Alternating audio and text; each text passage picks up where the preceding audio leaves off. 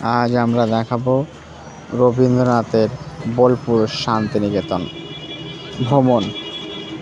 প্রথমেই বোলপুর স্টেশন থেকে নেমেই বোলপুর স্টেশনের সামনেই গীতাঞ্জলি সংগ্রহশালা, রেল সংগ্রহশালায় দেখার পরে আমরা টোটো ভাড়া করে নিলাম মাত্র 900 টাকায় গোটা শান্তিনিকেতন ভ্রমণ এবং টোটোওয়ালাই গাইড করে দেবে।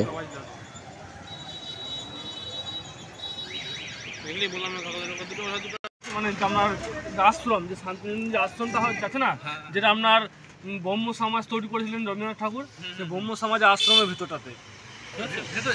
না, ভিতরে যাওয়া যাবে না দাদা, ভিতরে যাওয়া যাবে না। ওইখানে স্টুডেন্ট ছাড়া অ্যালাউ নেই, স্টুডেন্টের মা বাবা ছাড়া কোনো অ্যালাউ নেই কারো, ঠিক আছে। আর এইটা হচ্ছে মিউজিয়াম। রবীন্দ্রনাথ ঠাকুরের ছাতা, লাঠি, খাতা, পেন, পেন্সিল সব কিছু মিউজিয়ামটার ভিতরে রাখা আছে। রবীন্দ্রনাথ ঠাকুরের 5টা বাড়ি আছে ভিতরটায়, ঠিক আছে। রবীন্দ্রনাথ ঠাকুরের যে গাড়িটা নিয়ে উনি আসতেন সেই গাড়িটা রাখা আছে। এই যে এই ঘরটা আছে, রবীন্দ্রনাথ ঠাকুরের সব কিছু রাখা আছে, ছাতা, লাঠি, খাতা, পেন, পেন্সিল সব কিছু এই ঘরটার মধ্যে রাখা আছে, ঠিক আছে। আর ভিতরে আছে রবীন্দ্রনাথ ঠাকুরের যে গাড়িটা করে আসতেন, জিপ গাড়িটা, সেই জিপ গাড়িটার ভিতরে রাখা আছে। হ্যাঁ, মিউজিয়াম বন্ধ আছে নাকি আজকে? মিউজিয়াম বন্ধ আছে। মিউজিয়ামে ঢুকতে গেলে 100 টাকা করে পার হেড টিকিট আছে। কত টাকা? 100 টাকা করে পার হেড টিকিট। এই যে দাওয়ালটা দেখতে পাচ্ছেন, এই দাওয়ালটা শুধুমাত্র একটা দাওয়াল না, এটা হচ্ছে আর্ট গ্যালারি। আর্ট গ্যালারি হচ্ছে যে মুখে যে আমরা উচ্চারণ করেন সারে গামা পাধা নিসা, সেই উচ্চারণ দেখুন এই আর্ট গ্যালারিটার মধ্যে দেওয়া আছে। কিভাবে দেওয়া আছে? মুখের যে উচ্চারণ হয় সারে গামা পাধা নিসা, মুখের ঠোঁট, সেই উচ্চারণটা মাথা থেকে নিচে দিয়ে নামলে করে মুখে উচ্চারণটা হবে। এটা হচ্ছে আর্ট গ্যালারি, ঠোঁটের মাধ্যমে।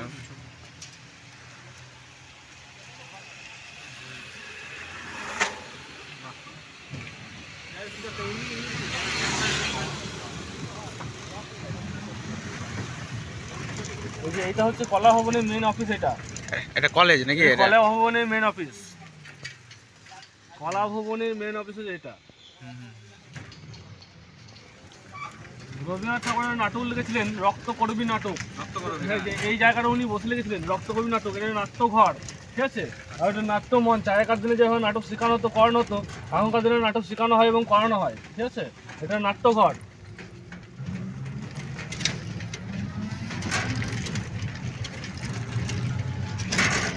এই যে এইটা দেখবেন, এটা হচ্ছে রামকিঙ্কর ব্রিজের ভাস্কর্য। এটা হচ্ছে ইগলু বাড়ি। বরফের দেশে এরকম ধরনের আপনি ঘর দেখতে পাবেন যার নাম হচ্ছে ইগলু। রামকিঙ্কর ব্রিজের ভাস্কর্য এটা।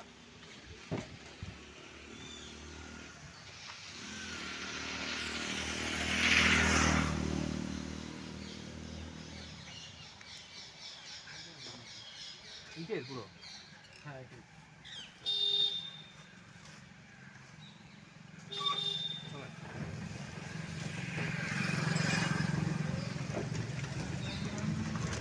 আপনার এই যে হাতটা দেখছেন না, হিটে যদি চলে যেত তো আপনাকে কিছু বুঝতে পারতেন না।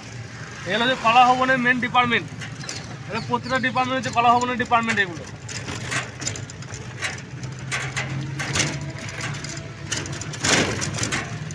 আর্টস নিয়ে পড়াশুনো করানো হয়।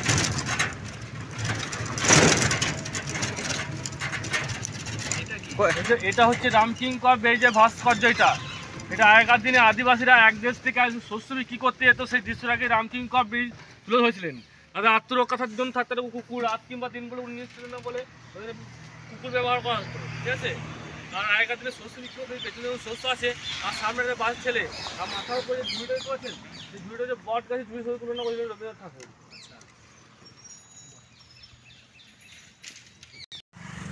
এটা হচ্ছে পুরোনো দিনের পশ্চিমার মাঠ। এটা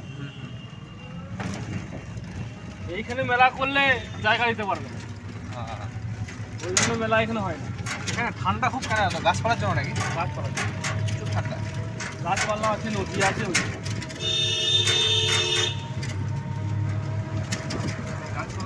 ছাতিমতলার নামকরণ করলাম না? হ্যাঁ, ছাতিমতলা। ওই যে ঘেরাটা দেখতে পাচ্ছেন, হ্যাঁ, মাছি আছে দেখুন, একটা সাদা গাছটা, ওই যে ছাতিম গাছ। এই যে ছোট গাছটা, হ্যাঁ, ভিতরে ওই যে ছোট ঘেরাটার ভিতরে গোলটা রাউন্ড আছে না, ছোট গাছটা, ওই রাউন্ডটার ভিতরে দেখুন সাথে গাছ আছে, যেটার নাম হচ্ছে ছাতিমতলা। এইখানে বিশ্বভারতী শান্তিনিকেতন যেকোনো অনুষ্ঠানের ক্ষেত্রে এখনো পর্যন্ত প্রথম এইখানে প্রথম স্টার্টিং হয়, তারপর মেলা মাঠে যায়। যেখানে যেরকম আছে বসন্ত উৎসব, প্রথম এইখান থেকে স্টার্টিং হবে, তারপর মেলা মাঠে যাবে। ছাতিম গাছটা কিন্তু বড় না, তাড়াতাড়ি করতে হবে। হুম।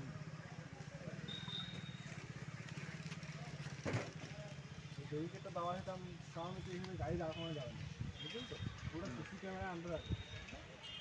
বলা হয় এটা কি, রবীন্দ্রনাথ ঠাকুর এইখানে প্রতি বুধ ও বৃহস্পতিবার উপাসনা করতেন। উপাসনা যখন করতেন বিশ্বভারতী শান্তিনিকেতন সব কিছু বন্ধ থাকে।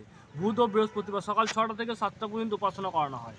আচ্ছা। এটা হচ্ছে বেলজিয়াম কাজ দিয়ে তৈরি, বেলজিয়াম দেশ থেকে সেই বেলজিয়াম কাজ নিয়ে এসে এই উপাসনা গৃহটা তৈরি করেছিলেন মহর্ষি দেবেন্দ্রনাথ ঠাকুর। এখানে প্রতি বুধ ও বৃহস্পতিবার উপাসনা হতো।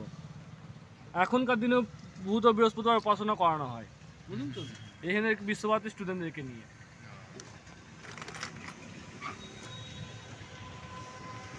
হ্যাঁ, যে কারণটা আমি বলছিলাম যে বুধ ও বৃহস্পতিবার, কারণ হচ্ছে এইটাই যে বুধ ও বৃহস্পতিবার উপাসনা করানোর জন্য শান্তিনিকেতন বিশ্বভারতী সব কিছু বন্ধ থাকে, মিউজিয়াম বন্ধ থাকে। আজকেও হয়েছে উপাসনা, ঠিক আছে? বুধ ও বৃহস্পতিবার দুটোই হয়। এই যে ওই হলুদ রঙের বাড়ি দেখতে পাচ্ছেন, ওই বাড়িটা হচ্ছে রবীন্দ্রনাথ ঠাকুরের শান্তিনিকেতন বাসা বাড়ি। বাসবাড়ি? হ্যাঁ,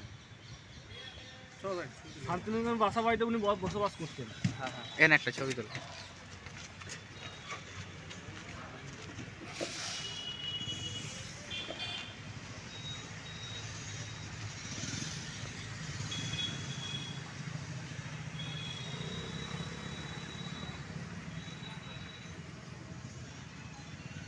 দেখছেন তো? হ্যাঁ হ্যাঁ হ্যাঁ। এইখানে রবীন্দ্রনাথ ঠাকুর একটা কবিতা লিখেছিলেন, তাল গাছ এক পায়ে দাঁড়িয়ে সব গাছ ছাড়িয়ে উকি মারা কাছে। এই ঘরের মাঝে তাল গাছ নিয়ে রবীন্দ্রনাথ ঠাকুর কবিতা লিখেছিলেন। এবং এই ঘরটাতে বসবাস করতেন গান্ধীজি পরিবার। গান্ধীজি পরিবার? হ্যাঁ। মানে থাকতো না গান্ধীজি না কেমন কি? হ্যাঁ না, ওনারা এইদিকে এইখানকার যত গান্ধীজি পরিবারের যত লোক আছে সব এই বিশ্বভারতীতে পড়াশোনা করতেন এবং এই ঘরে বসবাস করতেন। ওই মাটিরই আছে একদম সেম। হ্যাঁ, মাটিরই আছে। এটাকে প্রতি বছর বছর পরিষ্কার পরিচ্ছন্ন করে আবার নতুন করে ইয়ে করে, বুঝলেন তো? সেই জন্য এত সুন্দর করে রাখা হয়েছে, ব্যবহার করা হয়।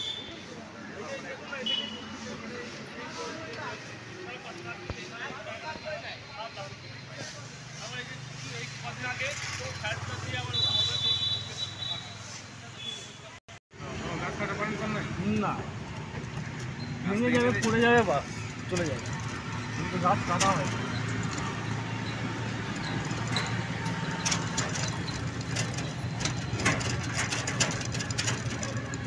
বহু পুরনো গাছ এগুলো, বুঝলেন দাদা? হ্যাঁ হ্যাঁ হ্যাঁ।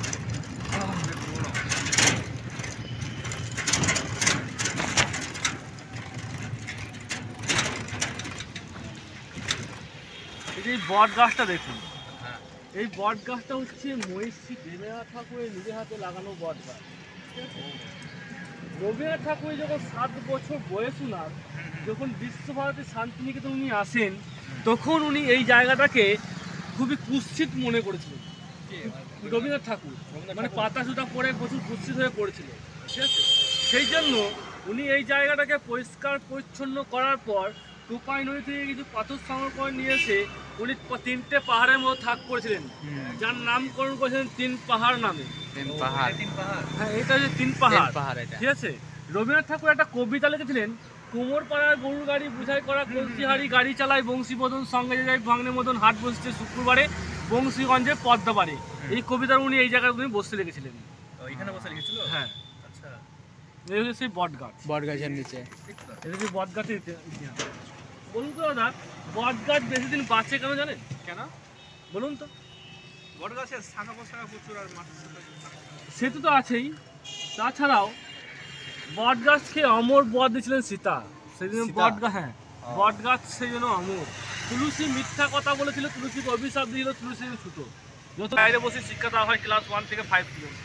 এটা বিশ্বভারতী শান্তিনিকেতনে দেখতে পাবেন যে বাইরে বসে শিক্ষা দেওয়াটা 12 মাস বাইরে বসে শিক্ষা দেওয়া হয় প্রকৃতির মাঝে। প্রকৃতির মাঝে এই জন্যই পড়াশোনা শেখানো হয় যেন বাচ্চারা প্রকৃতির অনুভবটা করতে পারে। সেই জন্য বাইরে বসে শিক্ষা দেওয়া হয় প্রকৃতির মাঝে। ওই মাটির ঘরগুলো কি মানে তখনকারই প্রাচীন যুগেরই? হ্যাঁ, মাটির বাড়িটা হচ্ছে মেন আপনার অফিস, যেটা হচ্ছে মিলানী দেবী, নাম শুনেছেন তো? মিলানী দেবী? হ্যাঁ, মিলানী দেবী। রবীন্দ্রনাথ ঠাকুর স্ত্রীর নাম ছিল মিলানী দেবী। মিলানী দেবী, আচ্ছা। সেই মিলানী দেবী আনন্দ প্রাসাদ চালাতেন।